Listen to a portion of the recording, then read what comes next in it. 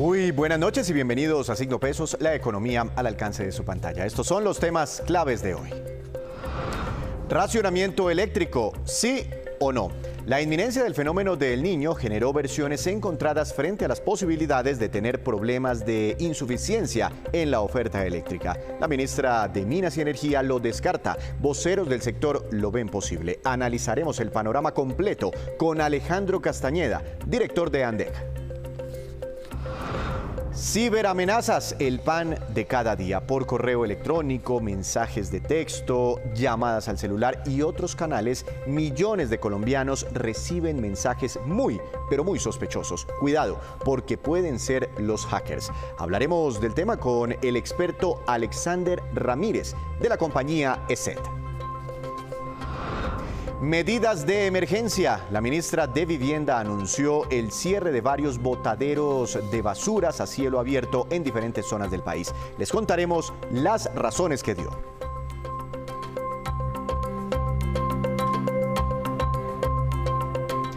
Y comenzamos esta emisión de Signo Pesos hablando de una preocupación que está sobre la mesa por estos días en el país. La inminencia del fenómeno del Niño en Colombia durante el segundo semestre de este año encendió las alarmas de absolutamente todo el sector energético, el sector eléctrico, ante el impacto que pueda tener sobre el abastecimiento de la energía y también sobre las tarifas. Sol Suárez habló con varios sectores para conocer su visión de lo que podría suceder. Es un hecho. Colombia va a tener que enfrentar un nuevo fenómeno del Niño en el segundo semestre de este año. En otras palabras, tendremos una sequía extrema y esto traerá consecuencias en materia de energía. La mayor parte de nuestra energía eléctrica se genera a partir de plantas hidroeléctricas, por lo que el nivel de los embalses es muy importante, pues además de ser una fuente de energía limpia, le brinda un soporte confiable al sistema que garantiza que la luz le llegue a su casa. En la actualidad, nuestros embalses están a niveles promedio de 58% de llenado, pero con una sequía extrema y un aumento de la demanda, este 58% se puede bajar a niveles preocupantes, lo que podría ocasionar un racionamiento energético. Las hidroeléctricas, que son las principales fuentes de energía eléctrica en nuestro país, están ubicadas en su mayoría sobre la región andina de Colombia. Una de las regiones que puede sufrir mayores afectaciones en términos de la disminución de los niveles hídricos que, por supuesto, alimentan los embalses que nos ayudan a producir energía. Que nuestro sistema eléctrico y nuestros embalses están en un estado de poca disponibilidad de energía respecto a la demanda. El balance es muy inestable y ante cualquier evento podríamos sufrir un déficit. Esta alerta también trae consigo anuncios de posibles precios altos de la energía. Al tener que prender más plantas térmicas y tener empresas muy expuestas a las volatilidades de los precios, la energía sube de precio y asimismo será cobrada a los usuarios. Hemos tenido días recientes con precios de bolsa superiores a los 550, 600, 650 pesos. ¿Por qué? Porque obviamente lo que comienza a preverse es, si no hay agua hacia adelante, lo que toca es comenzar a usar mayor capacidad térmica de generación. Pese a este panorama, la ministra de Minas y Energía, Irene Vélez, y el presidente de EPM indican que no hay alerta de racionamiento por ahora y que las unidades 3 y 4 de Hidroituango entrarán a respaldar la matriz energética antes del 30 de noviembre. O sea, sabemos que va a haber niño, pero no sabemos cuánto tiempo va a haber niño. Y frente a ese escenario de incertidumbre, se considera una buena práctica a nivel global ser precavido, ¿sí? Y es asumir un niño largo y guardar la mayor cantidad de agua. Eso hace que los efectos tarifarios del niño arranquen desde hoy. Para XM será necesario que la energía que se genera con combustibles fósiles, incluido el carbón, deberá entrar a respaldar las hidroeléctricas en este paso de sequías en el país.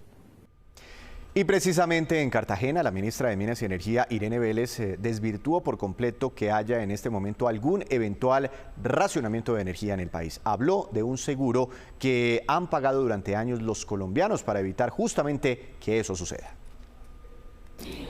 No tenemos en este momento una alerta de racionamiento. Eso yo creo que es muy importante reiterarlo a la ciudadanía.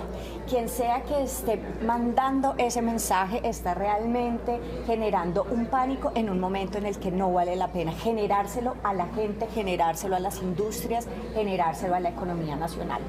Nosotros tenemos un mecanismo que se llama el cargo por confiabilidad, que es un mecanismo que se implementó después del racionamiento que hubo en el 1992. En ese momento, entre los aprendizajes que tuvo el sector eléctrico nacional fue la posibilidad de tener esto que es una especie de seguro. Es un seguro que nosotros, todos los ciudadanos del común, pagamos mensualmente a las generadoras de energía. ¿En qué consiste? Consiste en que el 12% promedio nacional de nuestro recibo, de nuestra tarifa, del CEU, se los damos a las generadoras como cargo por confiabilidad. Esto en el último año ha sido cerca de $500 billones de pesos mensuales. Es decir, que las generadoras están recaudando esos recursos para que cuando haya fenómeno del Niño, cuando haya estrés de agua, entonces la energía pueda generarse. Es decir, que lo que hoy nos puede dar una tranquilidad es que todos hemos pagado para que las generadoras nos respondan como ciudadanos. Y en eso, claro, la superintendencia tiene que hacer control para que las generadoras efectivamente estén listas para que en el momento en el que se estrese el sistema, pues generen. La última vez que hubo fenómeno del Niño, en el 2015, ya existía el cargo por confiabilidad. Y en ese momento hubo unas generadoras que lastimosamente no le cumplieron a la ciudadanía y se pusieron multas. ¿Qué es lo que nosotros estamos haciendo en este momento? La Superintendencia de Servicios Públicos está haciendo unas visitas preventivas para evitar que lleguemos a ese punto en el que las generadoras no puedan cumplir. ¿Y los embalses cómo están? En este momento tenemos un embalsamiento que es superior al del 2009, es decir, estamos 10 puntos por encima en términos del porcentaje. El 2009 es un año de referencia porque también hubo fenómeno del Niño, es decir, que estamos mejor que lo que estuvimos en ese momento. Como vemos, hay opiniones encontradas, por eso queremos ampliar la visión que tienen en este momento los generadores de energía. Doctor Alejandro Castañeda, presidente de ANDEC, la Asociación de Generadores de Energía. Buenas noches, bienvenido a Signo Pesos, ¿cómo está? Víctor, buenas noches. Muchas gracias por la invitación al programa, muy amable. Doctor Castañeda, ¿está usted de acuerdo con la opinión que acabamos de ver de la ministra Irene Vélez, donde dice que ese cargo por confiabilidad, que es como el seguro, ella hace la explicación, una analogía muy buena, nos va a respaldar en este fenómeno del Niño? Es decir, no tenemos riesgo, las generadoras tienen plata y tienen capacidad para suministrarnos a los colombianos la energía suficiente. Víctor, yo estoy de acuerdo con su afirmación y con lo que dijo la ministra.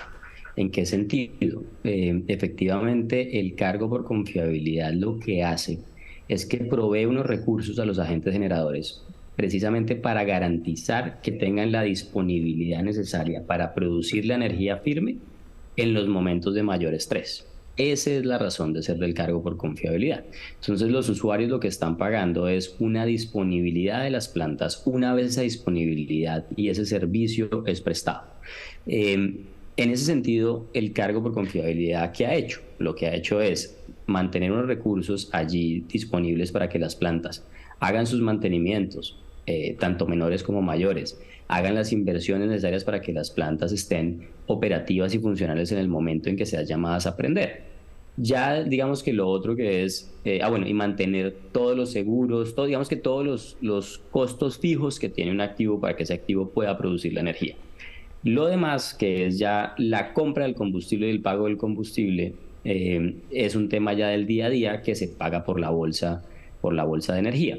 Pero el cargo efectivamente lo que nos permite es decir, mire, en los últimos 30 años el país no le ha faltado un solo minuto de energía a ninguno de los usuarios en el país, porque hemos tenido estos esquemas que la verdad son esquemas que otros países están tratando de replicar, digamos, precisamente por la inestabilidad que han tenido sus sistemas y que son ejemplo mundial, y garantizar efectivamente que la energía... funcionado. Sí, señor, nos ha funcionado en los últimos...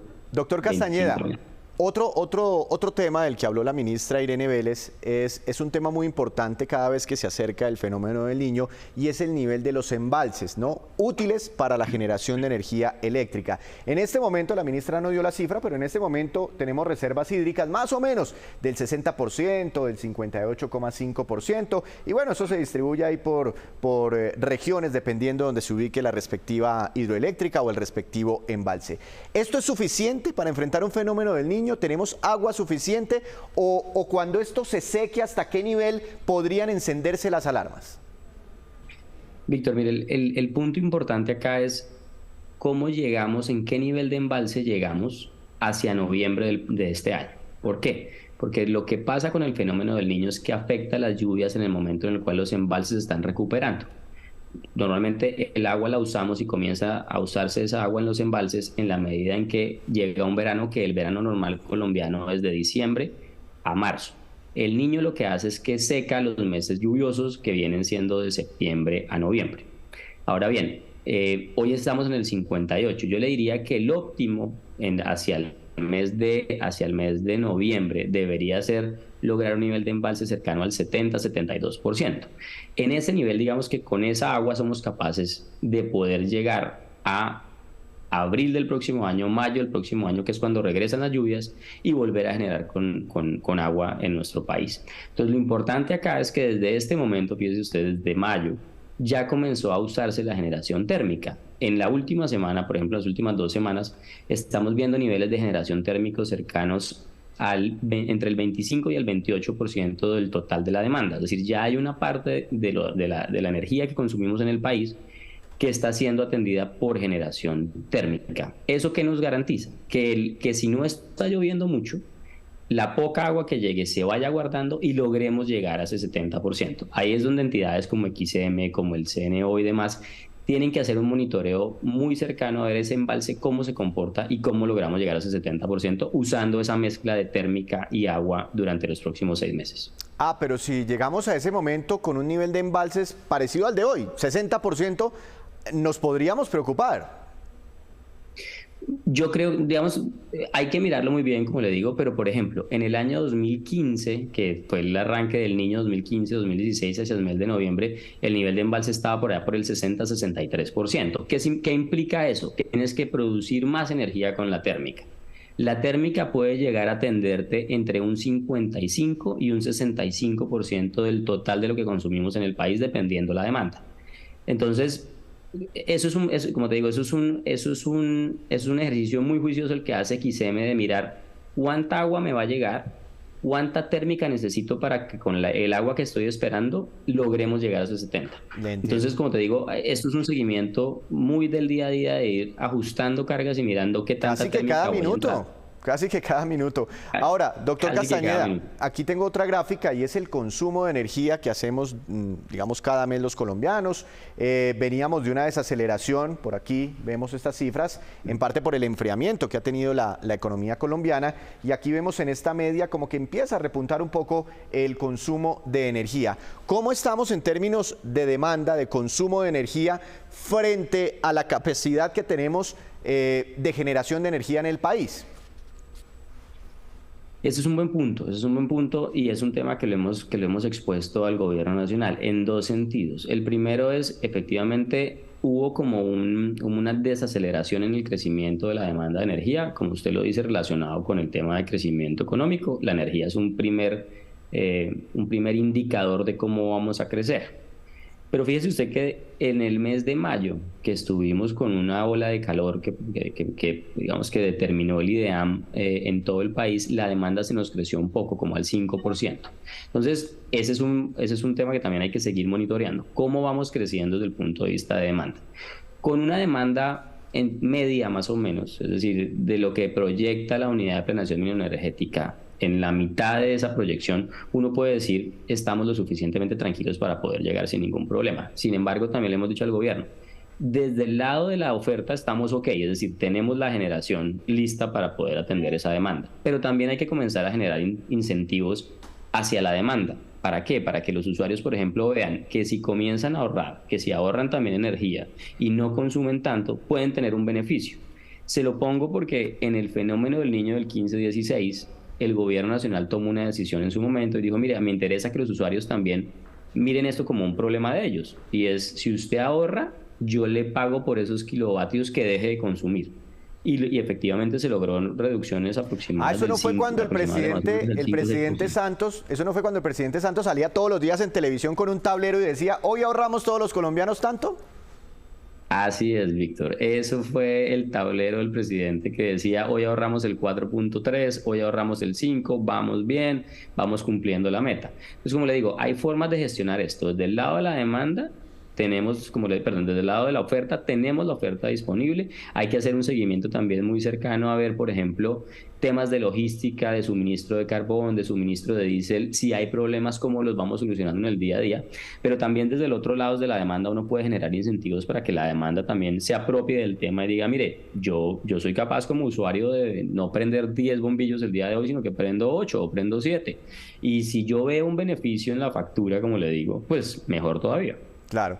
Doctor Castañeda, yo no sé si le voy a alcanzar a preguntar aquí sobre los precios de energía, pero antes de ello, con todo lo que me cuenta, con todo este contexto que me da, para usted, ¿hay riesgo de racionamiento de energía en Colombia este año o arrancando el próximo año? Pues digamos que hoy no lo estamos viendo. Hoy no lo estamos viendo. Como lo decía algunas de las personas que aparecieron en la nota que usted también mostró, hay que hacerle un seguimiento a esto y hay que mirar. Efectivamente estamos hablando que viene un niño con unas probabilidades de ocurrencia altas del 90%. Lo que no sabemos es qué tan largo es y qué profundidad tiene. Nos ha pasado y nos pasó en la década de los 2000, que se anunció un niño, se previó un niño y al final del día el niño no afectó mucho las lluvias en el país. Entonces, esto juegan demasiadas variables y el mensaje que le hemos dado al gobierno es, mire, coordinémonos entre todos, miremos cómo van las cosas y hagámosle un seguimiento muy juicioso a todas las variables. Doctor Castañeda, yo creo que sí me alcanza el tiempo para hacer esta pregunta. Aquí tengo una gráfica del comportamiento del precio de la energía en bolsa. Nos vamos a centrar en la línea de más abajo. Esta es una gráfica de XM, la de color naranja. Pues vemos unas volatilidades en ciertos momentos, como que se pega un brinco y llega a superar, y eso es lo que está ocurriendo en las últimas horas, los 800 pesos kilovatio hora. Y vemos que se ha subido desde el mes de abril bastante, en esta última parte de la gráfica, inclusive alcanzando a la línea morada, que creo que es el precio de escasez. Son temas técnicos del sector. Pero esto, ¿qué tanto nos va a pegar el recibo de la luz a los colombianos? Que el precio de la energía en bolsa esté subiendo 3, 4 veces frente a las últimas semanas. Si me permite, voy a hacer un ejercicio muy sencillo y es el siguiente, con unas cifras supuestas, que pues pueden ser muy cercanas. Y es, mire, suponga usted que un usuario paga por kilovatio hora en la región Caribe 1.000 pesos, que más o menos son 900, pero hagámoslo sencillo, 1.000 pesos por cada kilovatio. La generación pesa el 40%. Estamos hablando que más o menos por generación yo pago 380 pesos o 400 pesos. El promedio de los, el promedio de los usuarios del país residenciales, como cualquiera de nosotros, tiene una cobertura en contratos del orden del 85%. ¿Qué significa eso? Que esa parte del 40%, ese 85% de los 400 pesos está fijo. Tiene un contrato estable que le permite decir, por ese lado estoy tranquilo. El otro 15% en promedio tiene esa exposición a la bolsa, ¿correcto? Entonces digamos que el ejercicio sencillo es que por cada 100 pesos que sube la bolsa de energía, le puede subir al usuario final más o menos unos 15 pesos su recibo por kilovatio hora, su kilovatio hora comprado. Entonces digamos que la bolsa al final del día termina pesando únicamente entre un 5 y un 8% dependiendo qué tanta exposición tiene ese distribuidor que lo atiende a uno o ese comercializador que lo atiende a uno. Esto para decirle, la bolsa es importante, pero la bolsa no es el problema del usuario final. El usuario final lo que debe estar es tranquilo porque alguien que le atiende, el distribuidor o comercializador, hizo la gestión de contratarse antes del fenómeno del niño y logró asegurar unos precios estables, ¿correcto? Entonces, yo lo que veo es que yo no puedo decirle que no vaya a haber una subida, no puedo decirle que no vaya a haber una subida. Lo que le quiero decir es que la bolsa pesa muy poco dentro de esa tarifa completa que paga el usuario final. Y eso es un usuario estrato 4 que no tiene ni subsidio ni contribución. Si estamos hablando de alguien que está en estrato 1 y 2, su subsidio es del 60 o del 50%, pues el efecto es mucho menos de ese 8%.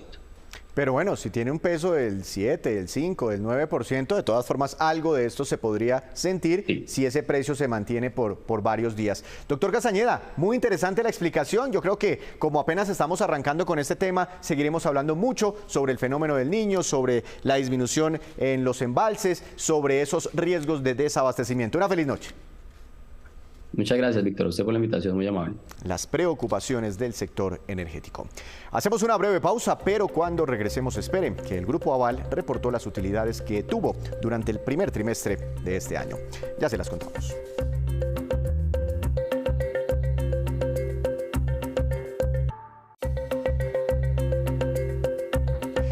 Regresamos a Signo Pesos. Las amenazas por parte de los ciberdelincuentes afectan no solo a las empresas, sino que cada vez están afectando más a las personas naturales.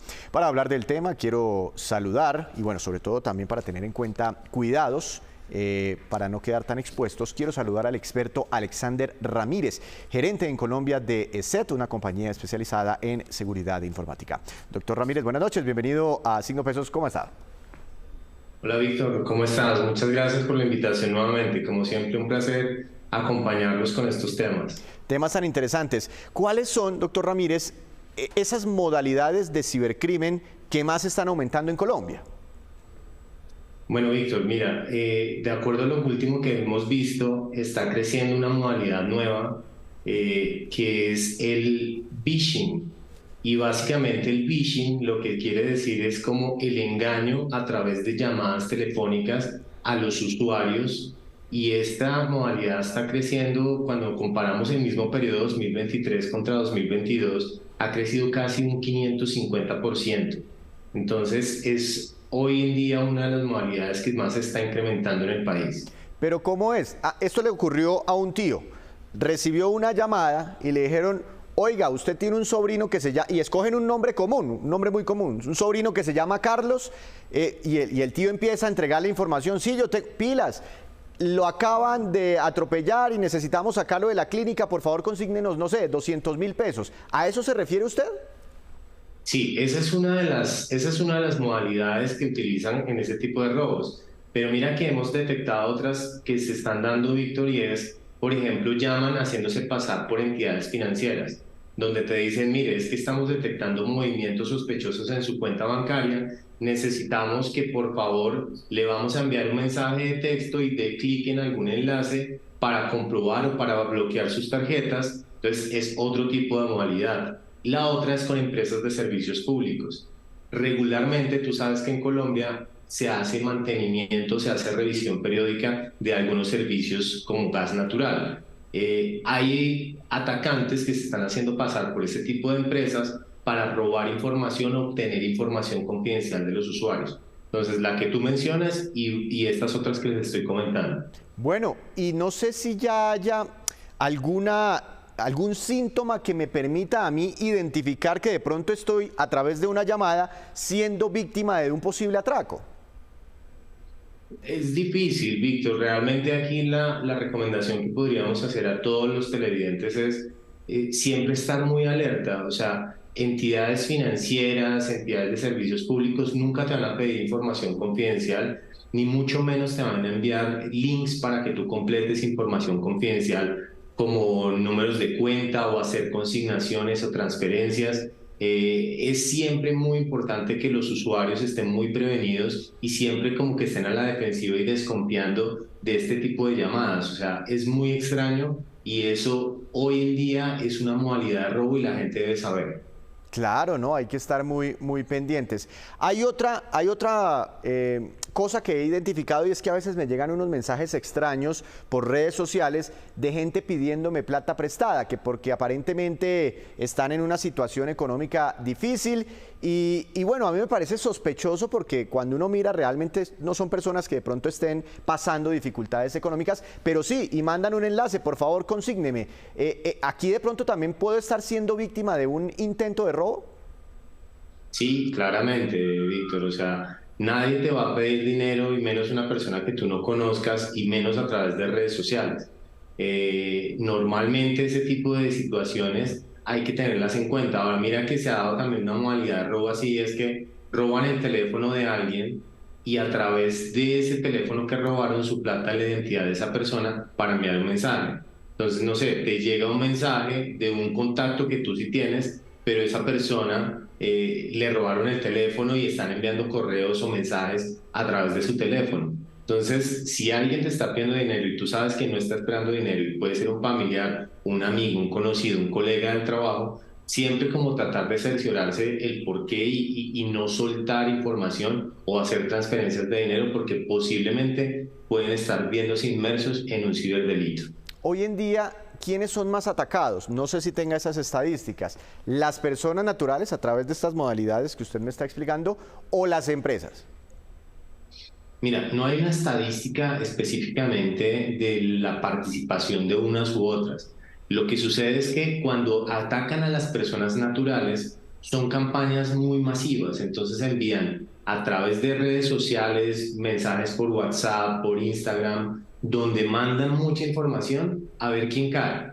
Esa puede ser una de las formas, pero a diferencia con las empresas, son ataques mucho más dirigidos, donde los atacantes saben por qué información van y evidentemente el lucro económico que pueden recibir de un ataque de una empresa pues va a ser muchísimo mayor.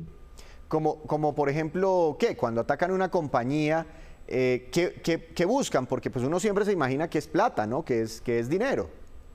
Sí, claro. Mira, hay dos cosas que generalmente vemos en este tipo de ataques. Una es cuando los ciberdelincuentes piden un rescate o piden algo a cambio por entregar información. Hoy en día hay una modalidad de robo que se llama el ransomware, que es un tipo de secuestro de información, y lo que hacen los ciberdelincuentes es que ingresan a la información, a los servidores de las empresas, cifran la información de las empresas y las empresas no pueden acceder a ella. Y le dicen, si usted quiere volver a recuperar su información, pague un dinero, una extorsión, y nosotros le devolvemos el acceso a su información. Esa puede ser una modalidad, Víctor.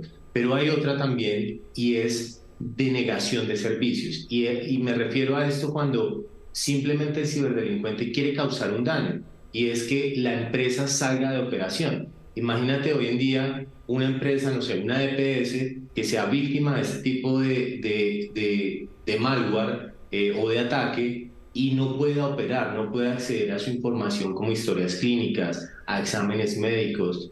Esto generaría un problema muy grande en las entidades. Entonces, hoy en día esas son como las principales amenazas que están sufriendo las empresas, y no solamente en Colombia, sino a nivel global. Una última pregunta, ¿qué me puede hacer sospechar? Bueno, ya me indicó usted, ya me dio unos tips para sospechar de alguien que me está pidiendo plata prestada, pero es que no siempre me llegan mensajes por WhatsApp, por correo electrónico, redes sociales, donde me pidan plata. A veces me llegan mensajes, hombre, usted se acaba de ganar tal cosa, o usted se obtuvo tal beneficio de tal vaina, ingrese aquí.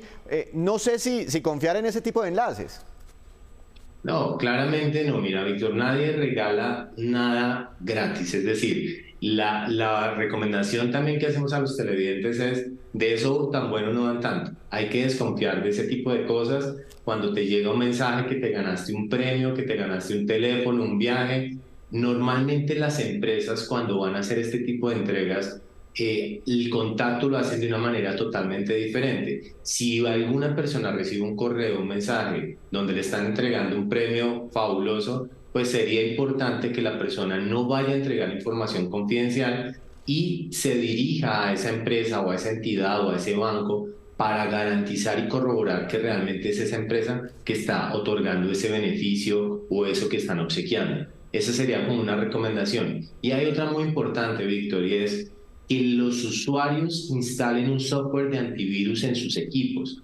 Eso les va a poder ayudar a permitir a que tengan una capa de protección, y cuando sean víctimas de un correo malicioso o de un link malicioso, o que se esté descargando un archivo, puede ser un PDF, un Word, el software de antivirus le puede ayudar a decirle al usuario, ojo, porque ese archivo es potencialmente malicioso, y la gente puede estar un poco más segura. Entonces es importante que se puedan proteger así también los usuarios. No, pues entonces, ¿en qué mundo estamos? Pendientes de los mensajes, de los correos y ahora de las llamadas telefónicas. Doctor Ramírez, siempre de vez en cuando es muy interesante hablar con usted para que nos recuerde todos estos consejos y pues para evitar ser víctimas de estafa ahora a través de los canales digitales. Muchas gracias.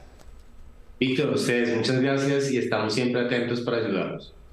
Muy atentos a estas recomendaciones. Hacemos otra breve pausa, pero ya les contaremos cuáles son las ciudades más pobladas del mundo. Ya volvemos.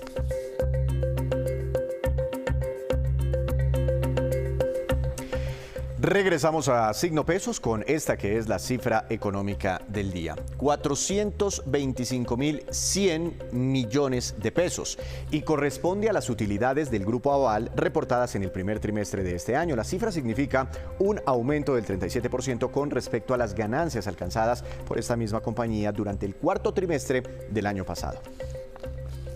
En más noticias, la ministra de Vivienda, Catalina Velasco, anunció hoy decisiones frente a la existencia de botaderos de basuras a cielo abierto en varias zonas del país. Veamos de qué se trata.